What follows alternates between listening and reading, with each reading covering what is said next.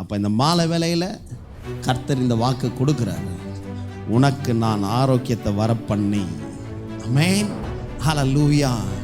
நான் ஆரோக்கியத்தை வரப்பண்ணி உன் காயங்களை ஆற்று. 2 அர்த்தம் சொன்னேன். ஆரோக்கியம் வரப்பண்ணினா என்ன அர்த்தம்? வெறும் சரீரத்தில் மாத்திரம் இல்லை, எங்கெல்லாம் நான் வீக்காக இருக்கிறேனோ, எந்த பகுதியிலாம் நான் வீக்காக இருக்கிறேனோ அங்கெல்லாம் எனக்கு தேவன் நல்ல ஒரு ஹெல்த்தை கொடுக்குறாரு.